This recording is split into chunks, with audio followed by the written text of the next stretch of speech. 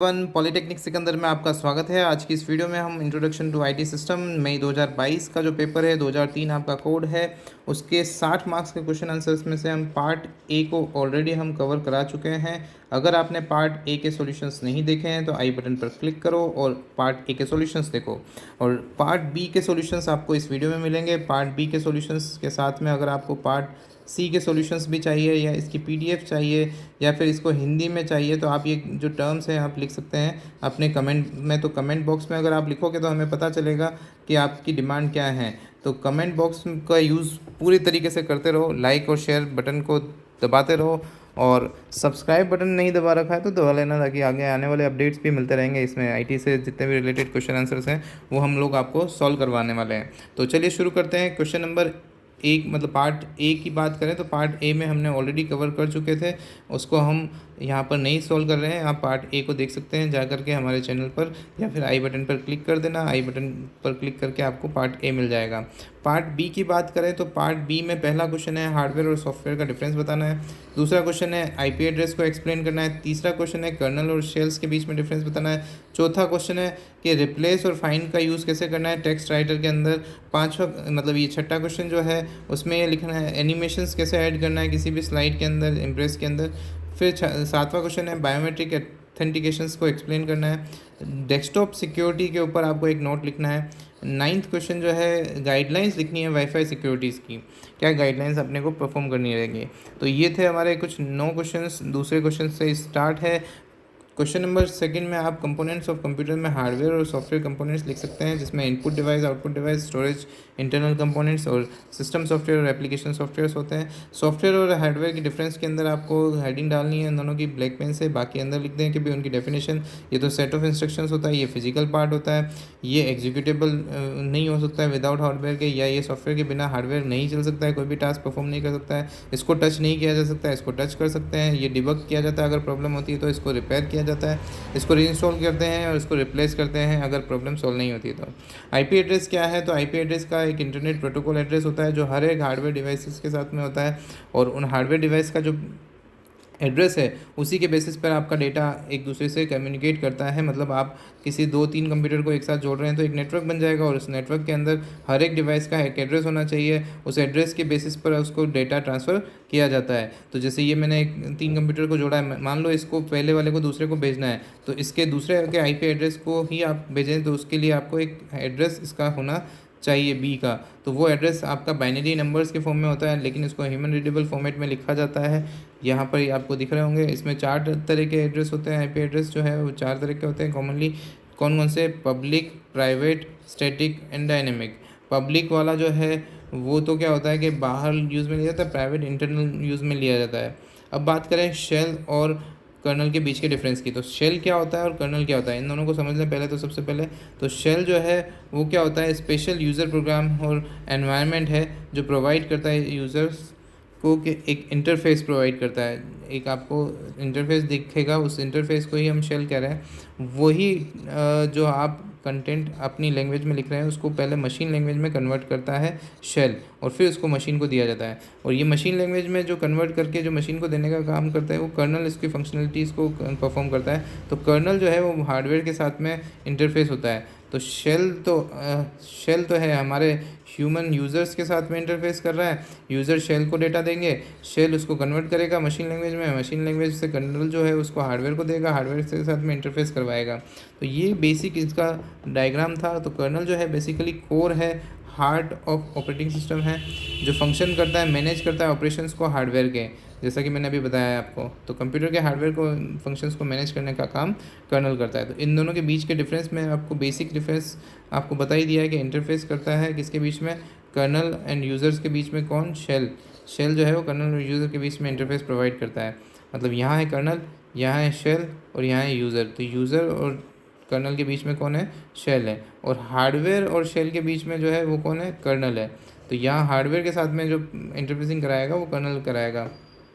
ठीक है, तो यहाँ पर आपको ये बेसिक डिफरेंस समझ में आ गया होगा। उसके बाद में यूजेस और पर्पस क्या है? तो शेल जो है अलाउ करता है यूज़र्स को इस्टेब्लिश करने के बीच communication with the colonels. Colonel के साथ में कम्युनिकेशन शेल के थ्रू होता है यूज़र का। ठीक है। और कर्नल क्या करता है, कंट्रोल करता है टास्क को, जो भी आपको सिस्टम को करवानी है उन सबको कंट्रोल करने का काम कर्नल करता है। इसमें यहाँ टाइप दे रखे हैं, shell, C shell, Bourne shell etcetera are the type of shells. Hybrid kernel, micro kernel, monolithic kernels are etcetera are the type of kernels. Functions की बात करें तो कमांड देता है, shell uses a command such as MKDIR। जैसे MKDIR मैंने लिखा तो मैं यूज़र हूँ, यूज़र क्या लिखेगा MKDIR, तो इससे कंप्यूटर को जो है बाइनरी लैंग्वेज में कन्वर्ट करेगा MKDIR को, और वो कर्नल को दिया जाएगा और कर्नल उसके हिसाब से हार्डवेयर को इंस्ट्रक्शन देगा कि आप एक डायरेक्टरी बनाओ, और उस डायरेक्टरी का नाम जो भी हम देना चाहेंगे वो शेल के थ्रू देंगे। तो एक तरीके से ये ऑपरेटिंग सिस्टम को कंट्रोल करने के लिए काम में रहता है। कर्नल जो है वो कमांड देता है, group of various files specifying the patterns that can match. ठीक है। अब मैनेजमेंट की बात करें तो मैनेजमेंट में शेल परफॉर्म मेमोरी मैनेजमेंट और कर्नल परफॉर्म प्रोसेस मैनेजमेंट। तो मेमोरी मैनेजमेंट का काम शेल करता है, प्रोसेस मैनेजमेंट का काम कर्नल करता है। तो ये था कुछ बेसिक डिफरेंस कर्नल और शेल के बीच में, तो लिख लेना आप अपने कॉपी में। आंसर नंबर 5 की बात करें तो फाइंड एंड रिप्लेस कैसे किया जाता है किसी भी टेक्स्ट को किसी भी ओपन ऑफिस के अंदर। तो यहाँ पर कंट्रोल F अगर आप दबाओगे तो एक डायलॉग बॉक्स खुलेगा, या फिर एडिट और फाइंड रिप्लेस दबाओगे तो एक डायलॉग बॉक्स खुलेगा। इस डायलॉग बॉक्स में आपको सर्च करना है, जो भी कंटेंट को आपको रिप्लेस करना है उसको फाइंड करने के लिए फाइंड वाले बॉक्स में आपको सर्च करना रहेगा। रिप्लेस करने वाले जो भी रिप्लेस करना है टेक्स्ट उसको रिप्लेस वाले बॉक्स में लिखना पड़ेगा। जैसे मैंने यहाँ A लिखा और यहाँ B लिखा, तो जैसे मैं रिप्लेस करूँगा तो जहाँ पर A था वहाँ पर उसकी जगह क्या आ जाएगा, B आ जाएगा। और फाइंड ऑल पे अगर क्लिक करूँगा तो जितने भी उस फाइल के अंदर A जहाँ जहाँ पर भी लिखे हुए हैं उन सबको फाइंड कर लेगा। और रिप्लेस ऑल करूँगा तो A की जगह क्या दे देगा, वो बी प्रोवाइड कर देगा आपको रिप्लेस ऑल के अंदर। तो आई होप ये आपको समझ में आ गया होगा। मैच केसेस के अंदर और होल वर्ड ओनली के अंदर या मोर ऑप्शंस के अंदर आपको बहुत सारे ऑप्शंस और भी मिल जाएंगे।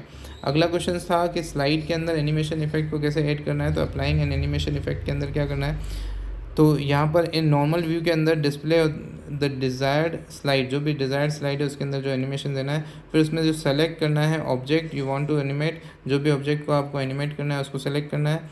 फिर टास्क पेन के अंदर चूज़ करना है कस्टम एनिमेशन, जो भी आपको एनिमेशन देना है वो आप चूज़ कर सकते हैं। फिर क्लिक ऐड, जैसे ही ऐड करेंगे तो कस्टम एनिमेशन आपके इसमें ऐड हो जाएगा। Choose an effect from one of the page of the this dialogue, मतलब कोई सा भी एक पेज चूज़ कर लेना है उसमें से। अब जैसे यहाँ पर स्टार्ट पे ऑन क्लिक पे होना चाहिए, डायरेक्शन क्या होनी चाहिए, स्पीड क्या होनी चाहिए, कौन सा पॉइंट होना चाहिए, तो ये सारी चीज़ें इसमें आपको मॉडिफाई कर सकते हैं और उसको प्ले करके देख सकते हैं या फिर स्लाइड शो करके देख सकते हैं। तो यहाँ पर अलग अलग ऑप्शंस दे रखे हैं इसने, क्या क्या आप करवाना चाहते हैं एग्जिट पेज पे, मोशन पेज पे, तो ये सारे ऑप्शंस में आप क्लिक करके उनको एनिमेट कर पाएंगे। तो आई होप ये एनिमेशन वाला भी कंटेंट समझ में आ गया होगा। अगला है बायोमेट्रिक ऑथेंटिकेशन। बायोमेट्रिक ऑथेंटिकेशन का मतलब जैसे फिंगरप्रिंट ऑथेंटिकेशन हो गया, या फिर आपका आइरिस वाला ऑथेंटिकेशन हो गया। ठीक है, आइज़ ऑथेंटिकेशन जब करते हैं तो ये सारे जितने भी फिजिकल डेटा जो ह्यूमन बींग के डेटा हम ले करके उसको कन्वर्ट करते हैं न्यूमेरिकल फॉर्म में, और न्यूमेरिकल फॉर्म में फिर उसको कंपेयर करते हैं जो हमारे पास में ऑलरेडी डेटाबेस पड़ा हुआ है उससे, और कंपेयर करने के बाद में अगर वो मैच कर जाता है तो आपका क्या है कि ऑथेंटिकेशन हो जाओगा और आप एक्सेस कर पाओगे किसी भी चीज़ को। तो जो भी आप ऑथेंटिकेशन एक्सेस करवाना चाहते हैं वो एक्सेस कर पाएंगे। तो यहाँ पर ऑथेंटिकेशन का जो बेसिक डायग्राम था मैंने आपको बता दिया।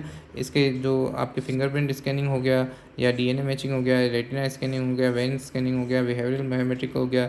बिहेवियरल बायोमेट्रिक में आपका फेशियल एक्सप्रेशंस को, बिहेवियर को एग्जांपल के तौर पर टच स्क्रीन को यूज़ कितना कर रहे हैं वो, तो ये सारा आपका बायोमेट्रिक ऑथेंटिकेशंस कहलाता है। आई होप ये आपको क्लियर हो गया होगा।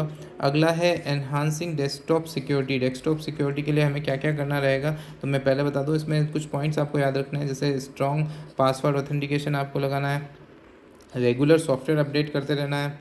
ठीक है, उसके बाद में आपको जैसे रिलायबल एंटीवायरस या एंटी मेलवेयर आपको इसमें सॉफ्टवेयर इंस्टॉल करना है अपने सिस्टम के अंदर। फायरवॉल प्रोटेक्शन को ऑन कर लेना है आपको। सिक्योर वेब ब्राउजिंग को ही इस्तेमाल करना है। डेटा बैकअप एंड रिकवरी को भी आपको कंटिन्यू टाइम टू टाइम करते रहना है। इंक्रिप्शंस करने हैं आपको, कुछ फाइल्स अगर आपको है तो उसके अंदर पासवर्ड लगा लें। यूज़र अकाउंट को मैनेजमेंट करने के लिए जो मतलब आप एक्सेस देना चाहें तो केवल यूज़र अकाउंट को एक्सेस दिया जा सकता है, तो वो केवल आपका एडमिन ही दे पाए। ठीक है, ईमेल सिक्योरिटी आप लगा लें। ईमेल जितने भी कंटेंट हैं उसमें से आपको कोई भी डाउनलोड कर रहे हैं तो उसको भी आप सिक्योरली डाउनलोड करें। एम्प्लॉय एजुकेशन एंड अवेयरनेस, मतलब आपके अगर एम्प्लॉयज़ हैं तो उनको एजुकेट करो इसके रिलेटेड और अवेयरनेस दो उसको। तो ये अवेयरनेस इसीलिए दी जा रही है बच्चों को, ताकि वो बच्चे आगे इसको यूज़ करें तो ध्यान रखें अपने जो सिस्टम, क्योंकि आने वाले टाइम में सब कंप्यूटर बेस्ड ही होने वाला है। अब यहाँ पर बात करें गाइडलाइन ऑफ वाईफाई सिक्योरिटी की, मतलब आपके पास में वाईफाई है तो वाईफाई राउटर के अंदर क्या क्या ध्यान रखना है। चेंज करना है डिफ़ॉल्ट राउटर क्रेडेंशियल, मतलब आपके पास में जो डिफ़ॉल्ट राउटर के जो पासवर्ड्स हैं वो चेंज कर लेने हैं आपको अपने हिसाब से। दूसरा, आपको यूज़ स्ट्रॉन्ग वाईफाई पासवर्ड, जो स्ट्रॉन्ग वाईफाई पासवर्ड आपको रखना रहेगा। तीसरा, enable network encryption, network encryption में VPA3 VPA2 इनको इनक्रिप्शन को आपको VEP को इनेबल करना है आपको। डिसेबल करनी है SSID ब्रॉडकास्टिंग, मतलब सर्विस सेट आइडेंटिफायर जो है आपका, उसको आपको डिसेबल करना है, सबको नहीं पहुंचाना है। इनेबल करना है फायरवॉल को। फिर अपडेट करना है राउटर फर्मवेयर को, जितना भी राउटर का फर्मवेयर है उसको अपडेट करते रहें। डिसेबल कर दो रिमोट मैनेजमेंट को, मतलब बाहर से लोकल नेटवर्क में ही आप उसको मैनेज कर पाएँ, उसके अंदर चेंज कर पाएँ, बाकी आप बाहर से उसके अंदर कोई चेंज नहीं कर पाएँ, उसको रिमोट मैनेजमेंट को डिसेबल करना है ना। मैक एड्रेस फिल्टरिंग करते रहें आप, और सेपरेट गेस्ट नेटवर्क बना लें। रेगुलर मॉनिटर करें कनेक्टेड डिवाइसेस को, जितने भी डिवाइसेस आपके साथ में कनेक्टेड हैं उनको रेगुलर मॉनिटर करते रहें। डिसेबल कर दें वाईफाई प्रोटेक्टेड सेटअप को, ठीक है, और एजुकेट करें अपने यूज़र्स को, जो भी यूज़र्स इसका यूज़ कर रहे हैं। तो ये था पार्ट बी के आंसर्स। अगर आपको पार्ट सी के आंसर्स चाहिए तो आप हमें कमेंट करके ज़रूर बताएं, ताकि हम लोग आपके पार्ट सी के आंसर्स भी लिख सकें। कमेंट में कंजूसी ना करें, लाइक करते रहें, सब्सक्राइब कर लेंगे तो आपको आने वाले अपडेट्स जल्दी से जल्दी मिल जाएंगे, और जब से जल्दी आपको सारी चीज़ें क्लियर हो जाएंगी। तो बने रहें पॉलीटेक्निक सिकंदर के साथ में। जब तक के लिए हम मिलते हैं अगली वीडियो में, तब तक के लिए अलविदा, धन्यवाद।